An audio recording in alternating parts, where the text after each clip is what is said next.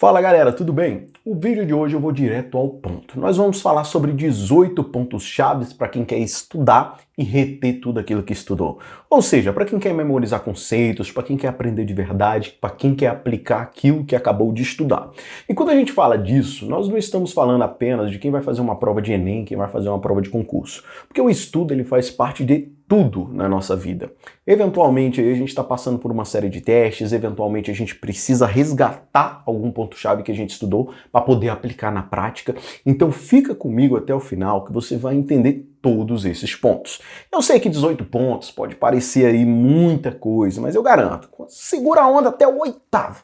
Quando você chegar no oitavo ponto, eu garanto para você que você vai falar, cara, agora eu tenho que ver esses 18 pontos. Afinal de contas, né, um vai se concatenando com o outro, não é isso? Então vamos aqui para a tela, né, como vocês podem ver, aquele meu bom e velho slide altamente profissional, elaborado por uma equipe de design chamada Eu. Tá aqui para servir de norte, né, para a gente poder falar um pouquinho sobre esse assunto. Então, como aprender o que você quiser? Eu optei por não segmentar apenas para quem está estudando para Enem ou concurso, porque essas técnicas são válidas para qualquer pessoa que queira aprender de verdade, né? Então vamos lá, você sabia que nós esquecemos quase 70% do que a gente aprende em 24 horas?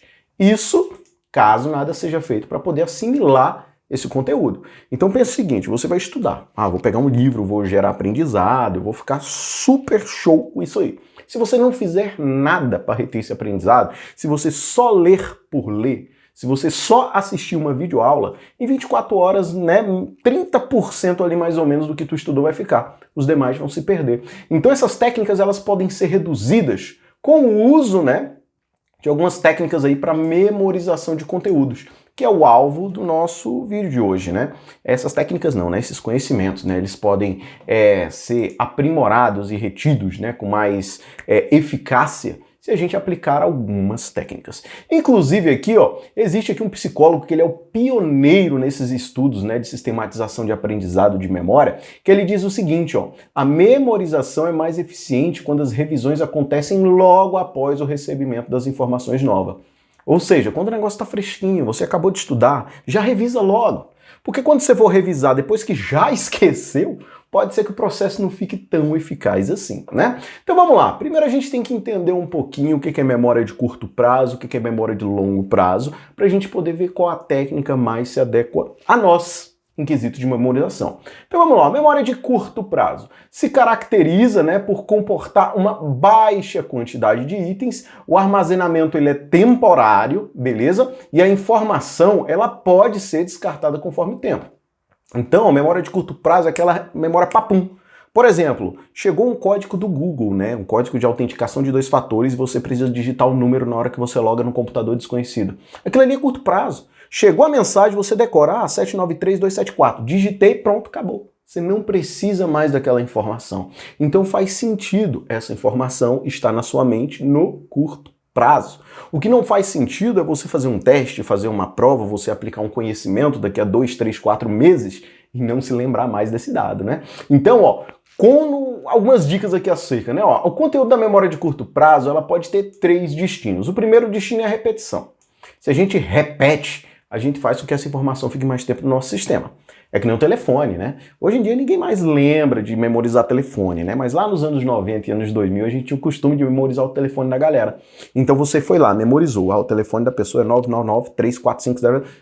Beleza, memorizei. Aí você repete, aí você digita de novo, aí você repete, aí você digita. Tanto é que eu tenho telefones que até hoje estão na minha mente. Por mais que a gente não digite mais com frequência o número de telefone, ficaram na mente por conta da repetição desse número.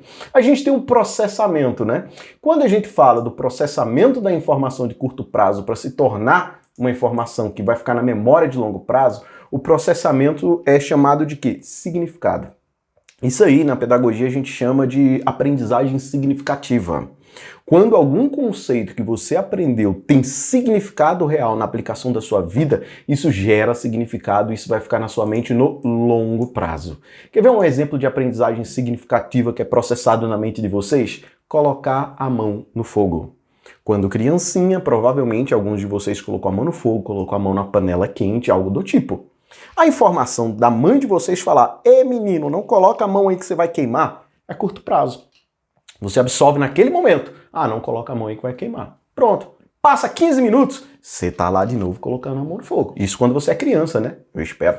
E aí o que acontece? Quando você tem essa informação, não coloque a mão na panela que senão vai queimar, e você processa essa informação, por exemplo, você vai lá e coloca a mão no fogo e queima, aquela informação que tua mãe te passou de não colocar a mão no fogo, que pode queimar, junto com processamento, com ação, com significado, gerou um aprendizado com significado. O que significa para você? Você absorveu e essa informação vai ficar na sua mente no longo prazo. Tanto é que até hoje você não coloca mais a mão no fogo, né? Não coloca a mão na panela quente, porque você aprendeu aquela informação que tua mãe te passou, gerou significado, gerou aplicação e ela foi para onde? Para o longo prazo. Isso faz sentido com quase tudo que a gente aprende ao longo da vida, tá ok? E a gente tem o descarte, né? Esse exemplo que eu dei do código do Google aí, né? Imediatamente a gente descarta essa informação. Precisei do código, digitei no computador, tudo certo? Não preciso mais dessa informação. Então ela é descartada. Então tenha em mente, a maioria das informações que a gente adquire, elas vão para a memória de curto prazo. Aí dependendo de como a gente lida com essa informação, a gente transpõe ela para a memória de longo prazo. A memória de longo prazo aqui, ela se caracteriza por armazenar uma enorme quantidade de itens do ponto de vista temporal. Quanto mais experiência a gente tem, mais tempo a gente tem, mais informações a gente tem. É por isso que tem aquele dizer, né, que às vezes a gente fala com as pessoas mais velhas, essa pessoa tem muito conhecimento, essa pessoa tem muita experiência. Por quê? Ela já viveu muitas coisas, ela viveu muito tempo, então ela tem muita informação na sua memória de longo prazo. Não é isso? Então vamos lá. Há indicadores de que muitos de seus conteúdos permanecem conosco, inclusive a vida inteira. Eu dei o exemplo de colocar a mão no fogo e é provável que desde os seus 4 anos você tenha aprendido isso e para o resto da vida você carrega essa informação. Beleza? Inclusive passando para as demais gerações. Aqui, ó. Imagine, né, que nossas recordações são armazenadas em uma grande biblioteca. É como se cada item tivesse um número de registro facilitando a sua localização. Inclusive a gente tem aqui a figura dos gatilhos, né? Tem alguns pontos que a gente não lembra com tanta facilidade, mas se ele está armazenado na nossa memória de longo prazo, na hora que surge um gatilho, uma música, sei lá, um cheiro, uma palavra, uma frase, um som, isso faz com que a gente procure essa informação novamente, porque ela está armazenada na nossa memória de longo prazo. Então a gente consegue ativar essa informação dependendo do gatilho ao qual a gente foi submetido, beleza? Exemplo, um álbum de fotos, né? Um álbum de fotos antigos é um gatilho para que a gente relembre uma série de memórias do passado. Isso é interessante, tá? Todas as técnicas de memorização visam o quê? Levar os conteúdos para a memória de longo prazo. Então quando a gente fala, fulano está fazendo um curso de memorização, o que ele está fazendo? Criando um método, uma técnica para fazer com que a informação que você captou na memória de curto prazo seja encaminhada para a memória de longo prazo. Assim, quando você tiver o gatilho adequado, você consegue acessar essa informação. É bem interessante, né? Um conceito ali que é da psicologia que traz aquela mesma ideia de computação, por exemplo, quando a gente fala num disco rígido, né? O preceito é bem parecido. Então vamos lá, por que a gente esquece, né? Por que a gente esquece o que a gente estuda? A gente lê um livro, eu pego um livro aqui e tal, e rapidinho uma série de informações se perdem no caminho. Aqui, ó, as informações novas adquiridas ficam na memória de curto prazo. E o que é a memória de curto prazo? Armazenamento temporário. Então, automaticamente, o que a gente estuda, o que a gente aprende, o que a gente lê, o que a gente assiste, ela vai direto para a memória de curto prazo. Se a gente não utilizar nenhuma ferramenta, nenhuma técnica para jogar essa informação da memória de curto prazo para a memória de longo prazo, ela vai se perder. Por quê? O nosso cérebro ele vai entender, cara, essa informação não é tão importante assim. Então joga logo fora, descarta logo ela, para a gente abrir, né, num compartimentozinho da cabeça da pessoa um espaço para armazenar outras coisas mais importantes. Então, ó, esquecemos o que estudamos porque muitas vezes só ouvimos a aula ou lemos os textos, sem nenhum processamento ativo da informação. Né? É que nem um professor quando ele dá aula, que a gente fala, nossa, esse professor tem uma didática incrível. O que ele faz? Ele dá uma teoria e ele traz uma série de exemplos, uma série de observações que geram o quê? Significado pra gente. E muitas das vezes ele coloca a gente fazer o quê? Processamento ativo. O que é o processamento do ativo? É você que vai sair da posição de receptor da informação e você vai aplicar aquilo. É quando o professor de você fala, faça um resumo, né? Faça um exercício, faça uma observação, insira um detalhe, né? Vamos para a prática. O que a gente está fazendo? A gente está saindo da posição de mero ouvinte, portanto, a posição passiva do processo de aprendizagem, e a gente está entrando na posição ativa, onde o nosso cérebro começa a trabalhar, começa a se esforçar para processar aquela informação da melhor maneira possível. Bom, galera, eu acho que nessa introdução rápida a gente já entendeu qual é o processo. Beleza, Wesley, eu entendi o processo.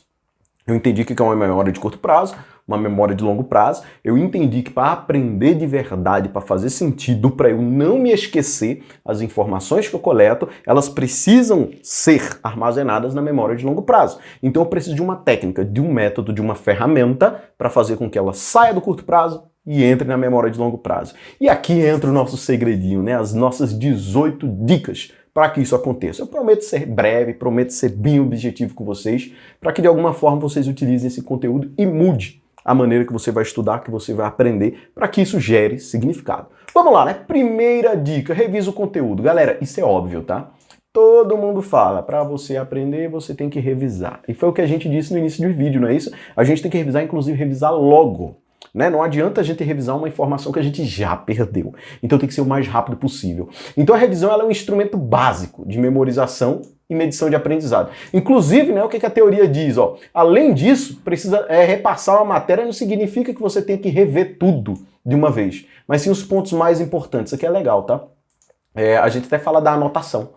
Cara, vai anotando ponto-chave, você tem que revisar aquilo que é chave, aquilo que é gatilho, aquilo que é central. É que nem quando você lê um livro. Pô, vou ler um livro. Ah, eu tenho que decorar as 200 páginas de uma vez? Não, quais são os pontos-chave?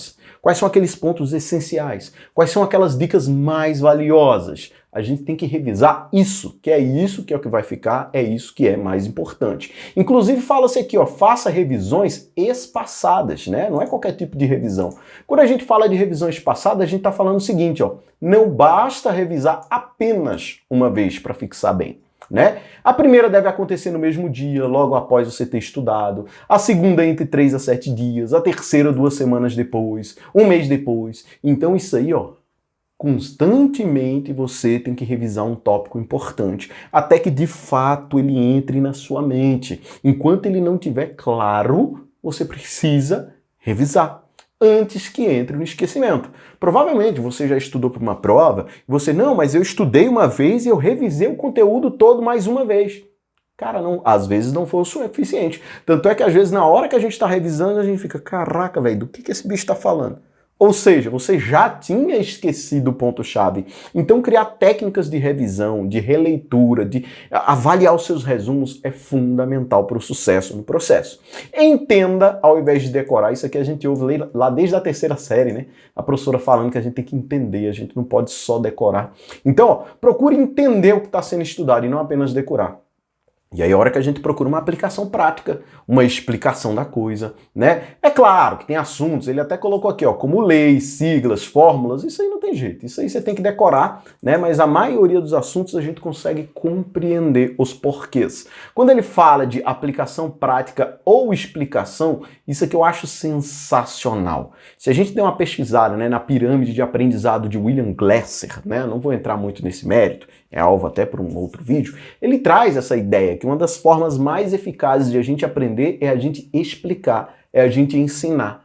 Por quê? Porque quando você explica alguma coisa para alguém, você vai procurar a forma mais óbvia e mais didática possível para que a outra pessoa compreenda. E dessa forma você também vai compreender o processo, né? É por isso que a gente fala, aquele cara que ele ensina os demais colegas da classe, ele está aprendendo mais. Ele está retendo mais conhecimento, né? Não é egoísmo, eu sou egoísta, eu não ensino nada para ninguém. Mano, explica para as outras pessoas, ensine, que muito pelo contrário, né? Você, tô fortalecendo meus concorrentes. Não, na verdade você está revisando temas para você e você está fortalecendo a sua memória. Então isso é uma dica interessantíssima. Vamos adiante, ó, faça associações. Isso é legal, tá? Associe o conteúdo, né, que você está tentando memorizar com aquilo que você já sabe, né? É mais difícil guardar informações isoladas. Então isso é legal quando você estuda um tópico, estuda uma matéria e você conecta a outros tópicos que você conhece, outros tópicos que você tem maior facilidade. Por exemplo, eu sou da área de gestão, né? E aí eu vou aprender um determinado método. Vamos estudar ali, né, um método, vamos estudar um planejamento PDCA, Pronto, vamos estudar um PDCA. E a gente faz uma conexão. Ah, mas PDCA é diferente de PODC. E o que é o PODC? Ah, o PODC é isso, planejar, organizar, dirigir. E o PDCA? Plan, do, check. E aí a gente começa a fazer essas conexões, essas diferenciações, e isso começa a fazer mais sentido na nossa mente. A gente consegue associar um elemento ao outro, né? A gente consegue associar um conhecimento a algum filme, a alguma prática, a alguma imagem, e isso facilita o nosso processo de ensino e aprendizagem. Então faça associações, pratique exercícios físicos. Isso aqui é interessante, né? Pode parecer que foge um pouco da dinâmica de, ai meu Deus, exercício físico, o que tem a ver? A gente tá falando de técnica de memorização, né? Que viagem é essa? Aqui é o seguinte, ó, a pesquisa da Universidade de Cambridge mostrou que há uma melhor ativação da memória em pessoas que praticam atividades físicas, né? A gente até fala, cuidado físico, dormir, descansar, tudo isso é essencial para que a nossa máquina funcione direitinho, se alimentar adequadamente, não é isso? Pode parecer um pouco óbvio, né? Mas às vezes a galera estuda e quer estudar e 18 horas por dia e não quer dormir, não quer comer, só quer estudar. Quando na verdade às vezes o outro coleguinha ele tá de boa. Tá dormindo, tá descansando, tá praticando exercício, tá se alimentando e ele tá retendo muito mais conteúdo, né? Beleza? Faça anotações, isso é óbvio, tá? Faça anotações, depois revise as anotações. Esse processo contribui para o quê? Consolidação da memória, essa história de que não anoto nada não, fica tudo na minha mente. Cara, eu dei aula há muitos anos, né? E era muito recorrente aluno desse jeito. E aí, menino, cadê teu caderno? Não preciso de caderno não, professor. Eu aprendo aqui, ó, só olhando, só ouvindo. A gente sabe, né, que tem pessoas que aprendem mais ouvindo, mas na maioria dos casos era preguiça de copiar mesmo, né? Porque o cara ouvia, esquecia, acabou. Não tinha nenhuma anotação para relembrar, né? E ainda mais quando a gente falava, então, galera, a prova vai ser de consulta, pega tudo que tá no teu caderno. E o cara nem tinha caderno, né? Não tinha anotado nada. E aí eu falava, cara, tu não falou que era ouvindo? Então pega tudo que tá na tua mente e bora pra prova de consulta, né? Consulta a tua cabeça. Então, a anotação, por mais que a gente pense, ah, não, isso aí não tem nada a ver, tem sim, tá? Faça anotação, revise as anotações, faça observações, beleza? Isso faz parte. Os estudos costumam ser divididos em estudo ativo e passivo, tá? O que é o estudo passivo? Quando você só fica sentadão, ouvindo. É que nem eu, por exemplo, eu tô passando uma informação para você e você tá ouvindo. Você está numa posição passiva, você só tá absorvendo o que eu estou falando. E o ativo, você pegou um caderninho, você tá anotando, você tá fazendo observações, você tá pesquisando, você tá pegando o Google. Isso faz com que você aprenda muito mais do que ficar só me ouvindo. Beleza? Então, simbora adiante, né? Caminhar para a reta final do nosso vídeo. Aplique memorização mnemônica. Isso aqui é legal também, tá? Quando a gente fala de memorização mnemônica, a gente está falando de uma associação, né? Que precisa ficar na mente com algum recurso prático. Eu gostava de muitas siglas. Tem gente que gosta de sigla, tem gente que gosta de... Espera aí que o bicho aqui zoou. Tem gosta de sigla, tem gente que gosta de conceito assimilado, rima, música, frase, né? Quando aquele professor faz aquela musiquinha engraçadinha para você, que você não esquece nunca. Tudo isso é aprendizagem mnemônica. Por exemplo, se você estudou concurso aí, né, para concurso, em meados dos anos ali 2000, né, 2010, todo mundo estudava os princípios da administração pública com o tal do LIMP.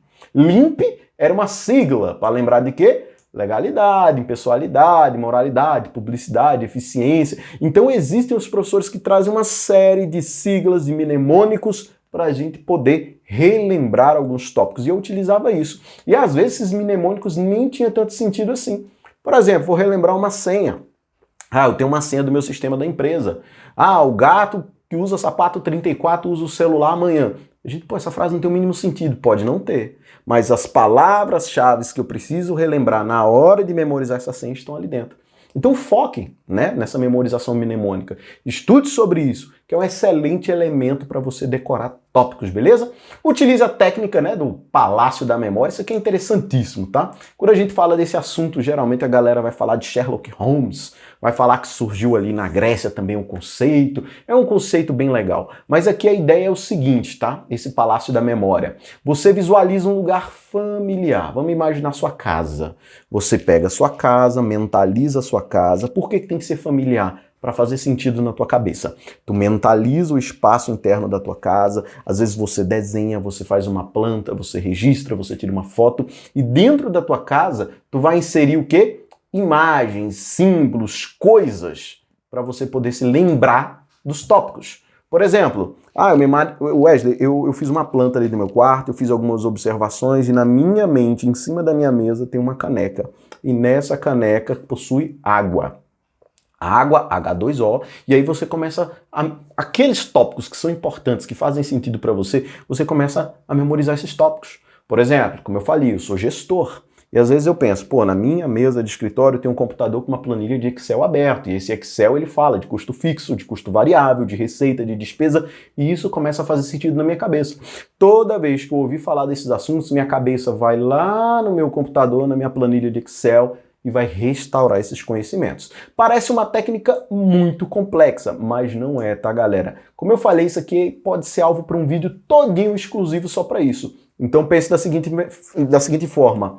Técnica do Palácio da Memória. Vou pesquisar isso depois que o Wesley mencionou isso no vídeo. Quero aprender mais sobre o assunto, então vou atrás disso. Beleza? Crie flashcards, isso aqui também é muito legal. Eu uso muito isso, tá? Que são pequenos cartões com conceitos, com perguntas, com respostas, com observações. Eu uso isso de forma digital, tá? Eu costumo fazer os cartõezinhos digitais, deixo ali no meu iPad, de vez em quando ali, tem que dar uma revisada, sento no iPad e vou passando esses flashcards. E isso é legal. Por quê? É uma forma de revisão de matérias. Às vezes um conceito, às vezes uma observação, às vezes uma imagem, não é isso? Faz parte do processo. A gente consulta, né, esses flashes, cards que são bem mais práticos do que um resumo, uma folha cheia de resumos, né? Às vezes é uma imagem, é um quadro. Às vezes você está estudando, sei lá, adjetivo. O que é adjetivo? Aí você coloca o flashcard. Adjetivo é isso, isso, aquilo, né? É quando a pessoa atribui uma qualidade, um defeito. Você só anota. Que aí na hora que você passar pelo flashzinho do adjetivo, você, adjetivo, lembrei, faz sentido. Tinha esquecido, me lembrei de novo. E aí tenha o hábito de rever os seus flashcards, beleza? Simbora aqui, né? 10º ponto, elabore e utilize mapas mentais. Inclusive tem um vídeo aqui no canal, um vídeo bem das antigas, né, quando eu comecei a gravar vídeo, que fala um pouco de mapa mental. O mapa mental, ele é muito legal, né? A galera fala aqui de folha de papel, mas isso aqui eu faço também online no Miro. Eu uso um programinha chamado Miro para poder fazer. Tem um MindMaster também, que é interessante para fazer mapa mental. Basicamente aqui, fala-se de cores, né, de imagens, então eu vou criar um tema central, né, e desse tema central eu vou fazer uma ramificação de outros temas, vou organizar por cores e imagens para visualmente, na minha cabeça, ficar claro as conexões, tá? Isso aqui é um tópico amplo, eu acho que vale até, como eu falei, eu tenho um vídeo de mapa mental que ele é antigo, né? Vale até eu regravar esse tópico para vocês entenderem melhor o que é o mapa mental, mas é uma ferramenta incrível para você organizar ideias e essas ideias fazerem sentido na tua cabeça. Beleza? Técnica Feynman também é bem legal, né? Que é basicamente explicar para uma criança. A técnica é dividida em 4 passos. Escolha o conteúdo que você quer aprender e crie uma forma como se você fosse explicar para uma criança. Por quê? Porque quando você vai explicar alguma coisa para uma criança, você dá um monte de voltas para tentar explicar da maneira mais fácil e mais simples possível. E essa técnica, ela traz essa ideia. Eu vou explicar, vou explicar matemática financeira para uma criança. De que forma eu posso explicar para uma criança o que é juro? Aí eu começo, o juro, tal, capital, o tempo, uma coisa começa a fazer sentido, a remuneração desse capital, e aí você começa a avaliar as falhas de compreensão. Depois, esse tópico eu acho que se eu fosse explicar para uma criança não ficaria tão claro. Como é que eu posso simplificar um pouco mais esse tópico para uma criança entender? Revise, organize, simplifique. Então essa técnica ela é interessante, que é a gente tentar facilitar o aprendizado para que fique o mais simples possível. Se é simples, faz sentido. É que nem, por exemplo, eu gosto de falar da matemática, né? A matemática ela é uma matéria que assombra as pessoas. Meu Deus, a matemática, tal, aquela coisa toda. E às vezes a gente pergunta pro professor e parece tão simples pro professor. A gente, mas como é que é simples pro professor? Porque ele se desdobrou para explicar pra gente do jeito mais fácil possível. Fez parte ali da didática dele. Não, eu vou pegar esse conhecimento, vou dividir em partes de uma forma que fique fácil, fique simples, fique óbvio para o meu aluno. Então acaba que aquilo fica muito tranquilo para o professor, porque faz muito sentido na cabeça dele. Então essa técnica ela tem esse mesmo viés. Estude, né? Descansado. Isso aqui é óbvio também, tá, galera? Não adianta você forçar a barra. Quando a gente vê essa galera, eu estudo 15 horas por dia. Mano, pra ser sincero, descansa, dá uma freadinha na cabeça, dá uma relaxada, bebe uma água. Evite estudar cansado. E a galera, ah, Wesley, mas eu chego do trabalho tarde, já cansado, e eu tenho que estudar. Mano, chega do teu trabalho, vai jantar, vai tomar banho, vai dormir, e aí no outro dia tenta acordar um pouquinho mais cedo. É muito mais interessante você acordar um pouquinho mais cedo para dar uma revisada na matéria, dar uma estudada, do que ficar até 2, 3 horas da manhã, onde sua cabeça já está cansada depois de um dia cansativo, que você não está retendo mais nada. Você pensa que está aprendendo porque está lendo 300 páginas do PDF. Mas se na hora que termina de ler o PDF eu te pergunto, o que tu acabou de ler? Tu já não sabe. Porque a cabeça já está cansada, você já está pensando só em descansar, em dormir. Então, foque tá no descanso. Bora lá, ó, veja filme e série sobre o assunto, isso aqui é muito legal, tá? 13º ponto. Como assim, Wesley? Ver filme e série sobre o assunto? Filmes e séries que tenham conexão com as matérias que você aprende, te levam a uma reflexão. Eu, por exemplo, né, eu dava aula ali de fundamento de administração e tinha um filme chamado Fome de Poder, que conta a história do McDonald's, que eu achava bem interessante, que a gente conectava modelos tayloristas, modelos fordistas, e aquilo fazia sentido na cabeça da galera. A gente, cara, realmente é isso que está acontecendo. Ou não, né? Na verdade, você pode pensar diferente. Você pode pensar, cara, isso que está passando no filme não tem sentido, porque no mundo real deveria ser assim, assim, assim, assado. Esse salto que o cara deu não tem sentido, porque pela gravidade, o salto seria de no máximo tanto tempo. Então a gente começa a conectar. Né? Eu gosto de muitas séries que têm vieses psicológicos. Por exemplo, aquele filme Divertidamente. Cara, aquilo pra mim é sensacional, aquele filme. Porque ele tem conexões ali que pra mim faz sentido. Né? Eu gosto daquelas sériezinhas, aquelas séries meio bobinhas. Ah, o cara vai assistir um Friends, por exemplo, onde a gente avalia o perfil de personalidade de cada um dos personagens. E a gente, isso é uma personalidade assim, assim, assado. O conflito ele tem que ser remediado, né, de tal forma. Então pense dessa forma. Como a gente já havia dito antes, né, durma bem. Por quê? Basicamente porque o conhecimento ele transita da memória de curto prazo para a memória de longo prazo enquanto a gente está dormindo, né? Então, ó, é durante o sono que ocorre a consolidação da memória, tá? Então, fique com isso em mente, ó. Enquanto dormimos, o nosso cérebro processa e armazena as informações recentes que aprendemos durante o dia. Como eu falei, equilíbrio é tudo, tá? Você pode ter uma vida super corrida, mas dentro da sua correria, tente organizar o seu tempo, tá? Tente organizar de uma forma que você se alimente bem, que você faça exercício, que você durma bem, que você descanse. Eu sei que pode parecer impossível, mas tudo é uma questão de priorização de tempo. Às vezes tu chega do teu trabalho e tu passa 1 hora ali, né, no aplicativo, na rede social, que nem vê. Nessa 1 hora tu já poderia ter jantado, já poderia ter tomado banho, já poderia ter descansado, já poderia estar cheirosinho. Então tudo é uma questão de como é que você vai priorizar o seu tempo para encaixar aí dentro o estudo. E é claro, você precisa ser sincero, né? Eu lembro que em 2013 eu ia fazer uma prova e eu dava aula manhã, tarde e noite, e aos finais de semana. E eu cheguei a um ponto que eu falei, velho, não tem como. Simplesmente não tem como eu fazer essa prova, porque eu não vou ter tempo para estudar para essa prova. E foi a realidade, porque eu não ia ter como. Fisicamente, em função do meu tempo, seria impossível estudar para aquela prova. E é isso que a gente tem que fazer uma avaliação, o que é possível e o que não é. Se é possível, eu vou estruturar e me organizar para que a coisa flua legal. Beleza? Dê pausas para oxigenar o cérebro, né? Passei 7 horas estudando sem parar. Mano, isso não é eficaz, tá? Deu a cada 2 horas, ó, que ele mesmo fala, especialista afirma que após 2 horas contínuas de estudo, o cérebro desliga e não consegue mais processar a informação. Então, cara, faça pausa, tome um café, dê uma descansada. Cara, é interessante você pesquisar sobre o método Pomodoro, tá? Que ele fala um pouco sobre isso. Não vou entrar nesse viés no nosso vídeo, porque não é o alvo do nosso vídeo, já fica até a anotação, né? Inclusive, cara, bota aí no comentário, né? Wesley, eu quero que você fale um pouco sobre o método Pomodoro, achei legal esse assunto. Coloca aí pra gente, que a gente pega uma referência, quem sabe a gente não produz um conteúdo nessa linha, né? Beleza? Então vamos lá, já caminhando para a reta final, a hora do merchandising. Porque eu tô falando que é importante dar uma pausa, né? Então, dando uma pausa no conhecimento, meu momento do merchandising é o seguinte, cara, se você acha que esse tipo de conteúdo faz sentido, é legal para você, cara, dá uma explorada aí no meu canal, dá uma olhada nos vídeos, vê aquilo que te interessa, cara. Pô, Wesley, eu achei interessante, tem uns tópicos legais. Então se inscreve logo para não esquecer, né? É interessante. Inclusive, eu acho de coração que esse conteúdo ele vale um likezinho de leve, né? Se você chegou até aqui, é porque tá sendo interessante. E claro, né?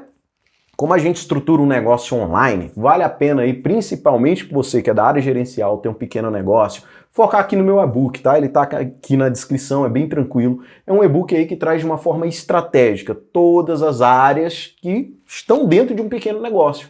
E é legal isso. E além do meu e-book, eu acrescentei alguns produtos que eu recomendo, né? Eu tô aqui tentando organizar, né, o meu negócio na internet há alguns anos, e o método que mais foi eficaz para mim aí foi o método do Alex Vargas, né? Então tá o link aí também na descrição. Vale a pena você dar uma conferida. É algo que funcionou para mim, talvez funcione para você, talvez faça sentido para você. Beleza?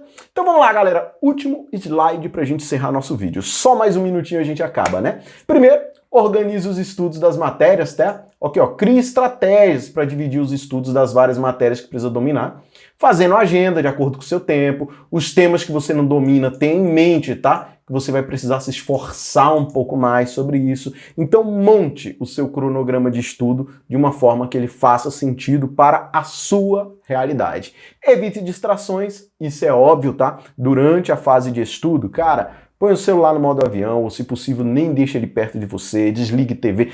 Crie um ambiente para que você se distraia o mínimo possível. É que nem eu falo de videoaula. Videoaula é um negócio interessante. As pessoas falam, ah, videoaula é muito legal. Eu fico assistindo o professor aqui dando aula, eu vejo os slides do professor, show! E aí, enquanto a aula, eu tô aqui mexendo no celular. Cara, não adianta. Não adianta você assistir 16 horas de videoaula se você só prestou atenção em 16 minutos. Eu, por exemplo, eu acho legal a ideia da videoaula, mas eu aprendo mesmo lendo. Quando eu vou pegar um conteúdo, eu pego um PDF, é lendo o PDF que eu me conecto, que eu me concentro, que eu faço os meus anotações, meus puxadinhos ali no PDF. Eu aprendo muito mais em 10 páginas de PDF bem estudadas do que em 3 horas de videoaula. Isso é o meu método. E aí a gente caminha para o nosso último ponto, né? Entenda o que funciona melhor para você. Teste técnicas diferentes. É leitura, é videoaula, é podcast, é resumo. Começa a testar e aí você começa a ver aquilo que faz sentido para você, aquilo que está conectado com o seu método de aprendizado. Bom, galera, eu espero que esse videozinho ele tenha sido tranquilo para todos vocês. Eu espero que o conhecimento adquirido possa valer, possa ajudar vocês nos estudos, para que vocês possam reter cada vez mais e reter melhor os conhecimentos. Então é isso, um grande abraço, até a próxima e tchau, tchau!